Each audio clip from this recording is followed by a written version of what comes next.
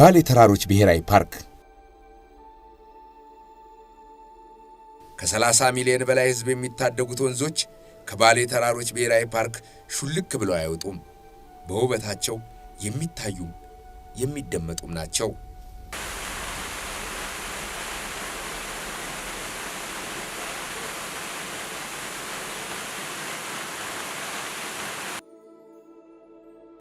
ባሌ ውበት የሚጠበቅበት ፓርክ ብቻ አይደለም፣ ህይወትም ጭምር እንጂ።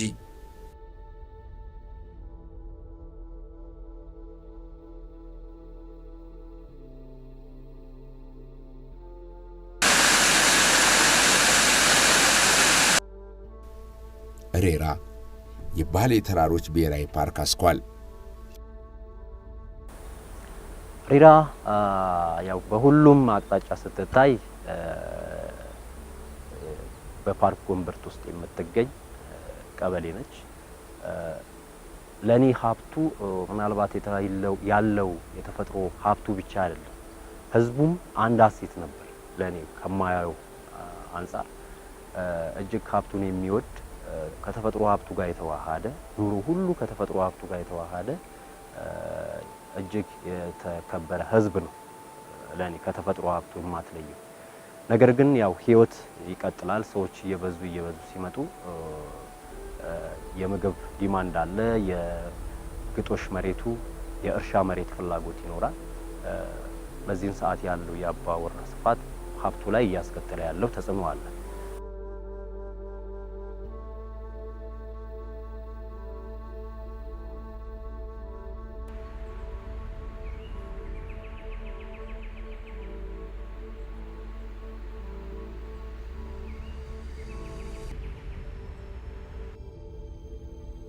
ይህ ሬራ አቅራቢያ የሚገኘው ማራኪ ደን ነው።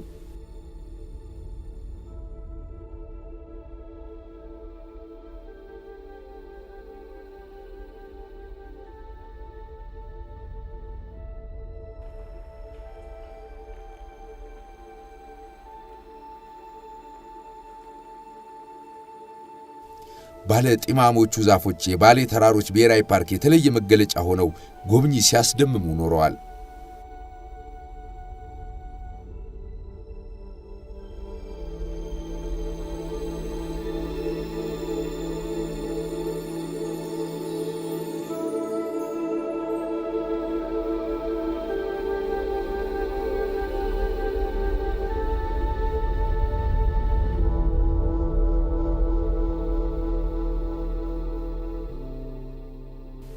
እዚህ ሲደርሱ የሚታየው የተለየ ስሜት ይፈጥራል።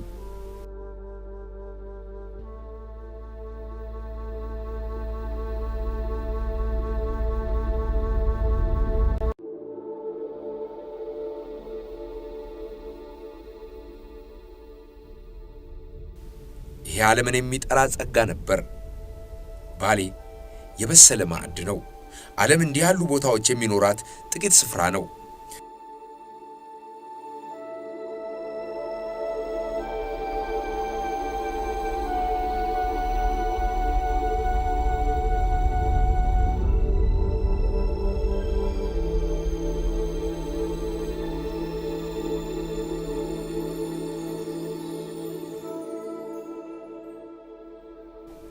ጆን ካቢት የተባለ ሰው ትራቭል ኤንድ ሂሊንግ በሚለው ስራው ዓለምን በተራራ ስለመታከም ሊነግር አዲስ ሐሳብ ይዞ መጣ። እዚህ ስደርስ ሪፈራል ሆስፒታሉ ይሄ አይደል እንዴ አልኩ። ለቀናት ወደ ባሌ የሚጓዙ ሰዎች እንደምን ያለውን ፈውስ እንዳገኙ እያሰብኩ ነው።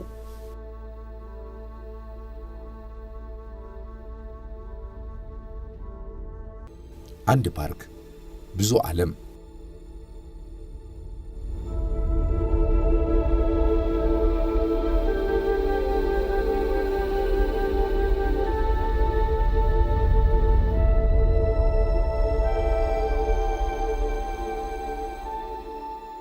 ወደ ሬራ ካምፕ እንመለስና መቆያችንን ተሰናብተን ወደ ሌላው የባሌ ተራሮች ብሔራዊ ፓርክ ልዩ መልክ እናቀናለን።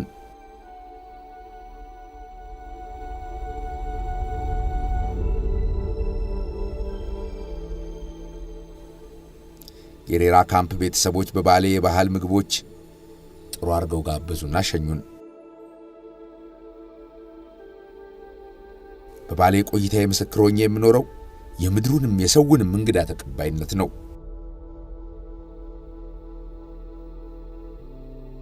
የኛ ህብረተሰብ ከሌላ አኳያ ለየት የሚያደርገው ባህሉ ከውጭ የሚመጣን ሰው በጣም ተቀባይ ነው። ለምን መጣክ ምንድን አይተናከለምና ከፊቱ ፈገግታ እንጂ መኮሳተርን አታይበትም። ይሄ ባህላችን ነው፣ የዚህ አካባቢ ባህል ነው። ቱሪስቶችም ሲመጡ አለምንም ስጋት ተደስተው አይተው ጎብኝተው እንዲወጡ ህዝባችን እውነትም የባሌ ህዝብ እውነት ማይደበቀው ነገር መናገር ያለብኝ በዚህ አጋጣሚ እንግዳ ወዳጅ ነው።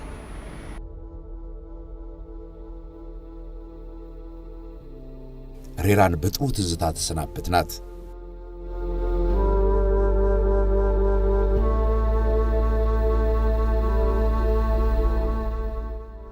ይህ ሰፊው የሐርና ደን የእይታ መመልከቻ ማማ ነው።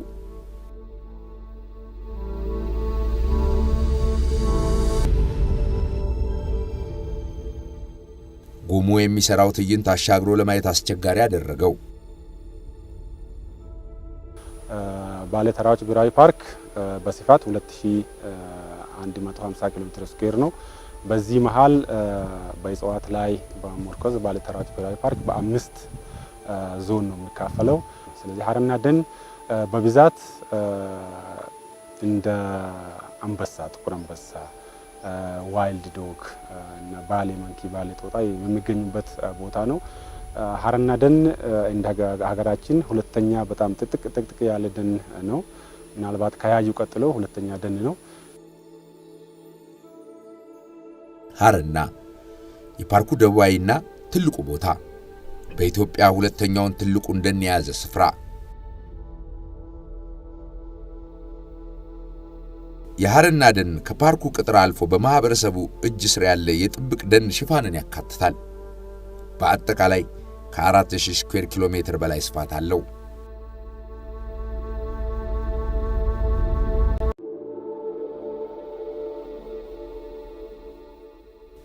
በኢትዮጵያ ትልቁ የደመና ደን የታችኛው ክፍሉ በደረቅ የተራራ ደን የተሞላ ነው። የአንበሳ ነብርና የአፍሪካ የዱር ውሻ መሸሸጊያ።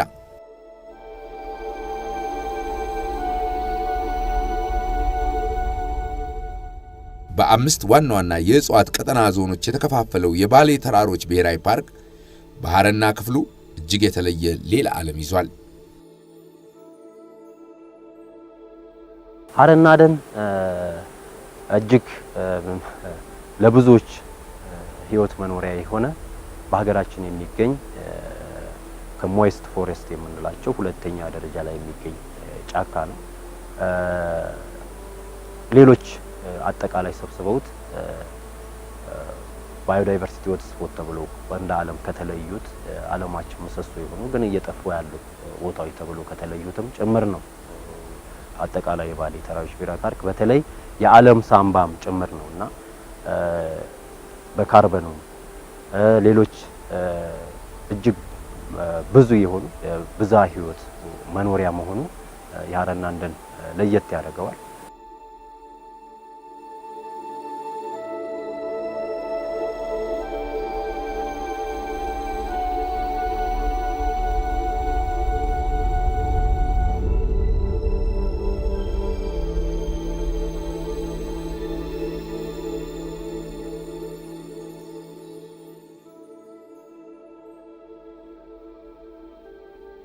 ይህ ባሌ ሎጅ የሚገኝበት የሥነ ምህዳር ከባቢ ነው።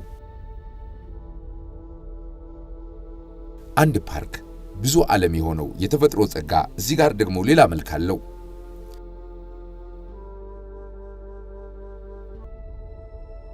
ባሌ በጣም የሚለየው ነገር አንዱ ፓርክ ውስጥ ብዙ ፓርኮችን ብዙ አይነት ነገሮችን ታገኛለህ። እዚህ ጋር ግራስላንድ አለ፣ ሽራብ ኤሪያዎች አሉ፣ ሃይ አልቲቲዩድ አለ፣ ፎረስት ፓርት አለ። በጣም ደስ የሚል ነው። ቶፖግራፊም ኢኮሎጂካል ቫልዩም በጣም ሃይ ነው። ወደ 20 ሚሊዮን ህዝብ ኢትዮጵያ ውስጥ ውሃ ሶርስ የሚያገኘው ከዚህ ከሳነቴ አምባ ነው።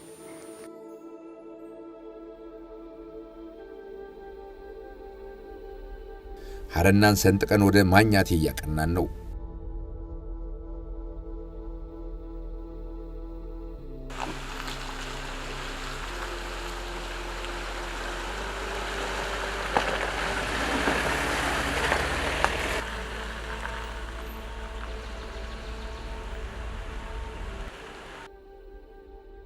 ከባህር ጠለል በላይ ከ2000 እስከ 3200 ባለው ከፍታ ላይ ያረፈው የዛፍ መስመር 8 ኪሎ ሜትር እንዲቀጥ ብሎ ይጓዛል። ከነ ስሙ ብዙ ፓርክ ባንድ ቦታ ወይንም አንድ ፓርክ ብዙ ዓለም አንድ ፓርክ የሚል ስያሜ የተሰጠው ስሙ ይገልጸዋል በጣም እና ባሌ በጣም ለየት ካሉ የኢትዮጵያ አንጡራ ሀብቶች ውስጥ አንዱ ነው ብዬ ነው የምወስደውና ለኔ ልዩ ነው። በተለይ አሁን ውስጥ በጣም ተልቄ ሳይው እንደ ተመራማሪ ሆኜ ሳይው ባሌ ብዙ ነገሮች ምን መራመርበት ያለበት ሀብት ነው። በደኑ መካከል የሚገኙ ገላጣ ሜዳዎች ዱር እንስሳቱን ለመመልከት ምቹ ናቸው። ፓርኩ በአፍሪካ አዋፍ ክለብ በአፍሪካ ቁጥር 4 የሚባል የአዋፍ መኖሪያ ነው። ብዙዎቹ ሐረና ደን ይገኛሉ። ሌላ ቦታ የማታገኝ በተለይ የሳቫና ኢኮሲስተም ላይ የምታገኝ የብላክ ኔክድ የሆነ የአንበሳ መገኛ መሆኑ ነው። አንበሳ ብዙውን ጊዜ የሚታወቀው ያው ሳቫና ላይ ነው። ግራስላንድ እንደ ልብ ሮጦ ሊያድን የሚችልበት ኦፕን የሆነ ቦታ የሚፈልግ ግን በዚህ ሐረና ደን ውስጥ መኖሩ አጥፎት ያኖረበት መንገድ ራሱ ሌላ ሚስጥር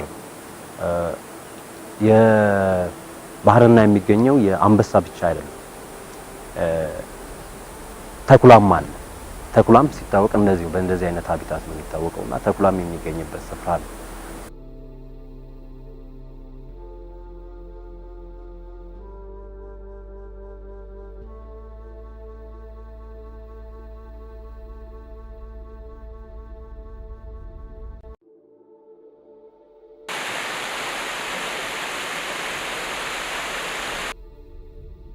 ይሄ አንድ ስም ያለው መልከ ብዙ ሀብት እልፍ የሰው ልጅ ሁሉ ጸጋ ነው።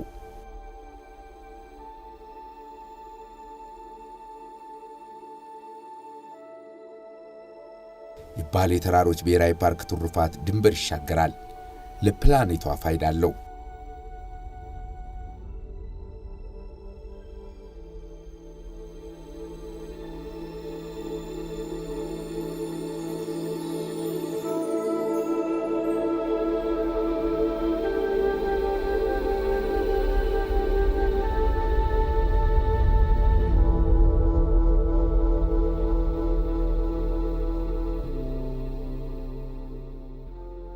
ማንያቴ ካምፕ በባሌ ተራሮች ብሔራዊ ፓርክ የሐረና ደን መካከል የምትገኝ የጎብኚዎች ማረፊያ።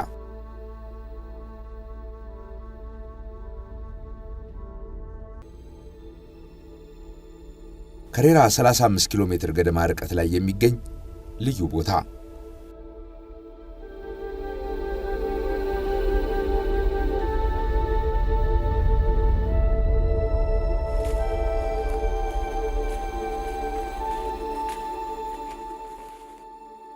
አንዱን የዱር ውበት ፍለጋ እንግባ። የባሌ ተራሮች ብሔራዊ ፓርክ አንድ ግን ብዙ በየኪሎ ሜትሩ ተአምር የሚታይበት እጅግ ልዩ የሥነ ምህዳር ዓለም።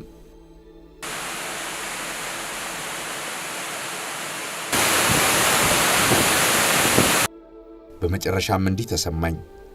ባሌ ተተርኮ አያልቅም፣ ተቀርጾ የልብ አያደርስም፣ ታይቶ አይጠገብም። ጎብኙት ብሎ ከመሸነፍ ውጪ ምርጫ አጣው።